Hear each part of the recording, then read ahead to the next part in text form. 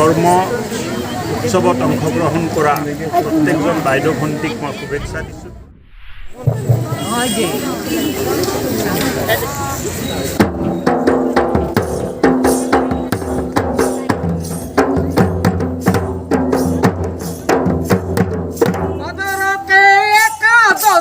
कर्म गाड़ालाई राती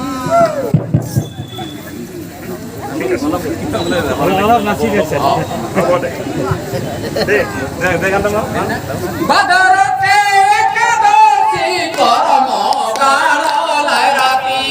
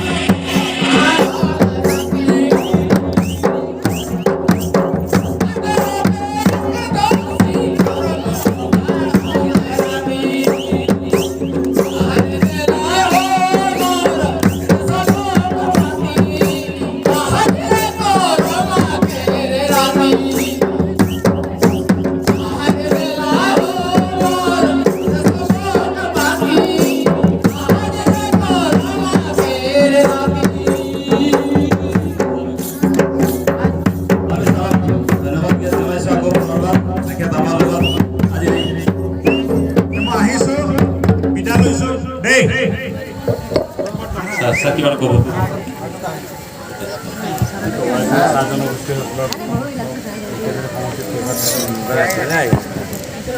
একাদশীৰ পৰা আৰম্ভ হোৱা 5 দিনীয়া উপবাস কাৰ্যসূচীৰে কৰম পূজা পালন কৰা হয় আৰু আজি পূৰ্ণিমাৰ দিন আজি এই উদযাপনৰ কাৰ্যসূচী আছে। কৰ্ম উৎসৱত অংশগ্ৰহণ কৰা প্ৰত্যেকজন বাইদেউ ভণ্টিক মই শুভেচ্ছা দিছোঁ আৰু তেখেতসকলৰ পৰা আশীৰ্বাদ বিচাৰিছোঁ। তেখেতসকলে আশীৰ্বাদ কৰক, অসমৰ কৃষিভূমিত ভাল খেতি হওক, কৃষকৰ ভঁৰাল ধানেৰে ভৰি থাকক আৰু কৰম পূজাত কৰ্মচাৰীসকলে মা দেউতা দাদা ভাইটিহঁতৰ দীৰ্ঘায়ু স্বাস্থ্য আৰোগ্যৰ কামনা কৰে।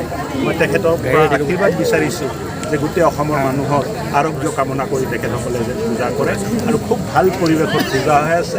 অনুষ্ঠান খুবেই ধুনীয়া হৈছে আৰু মই ভাবোঁ যে এনেকুৱা অনুষ্ঠানবোৰ হৈ থাকিলে এটা সামাজিক ভাল বাতাবৰণ সৃষ্টি হ'ব, মানুহখিনি মনটো ভাল লাগিব।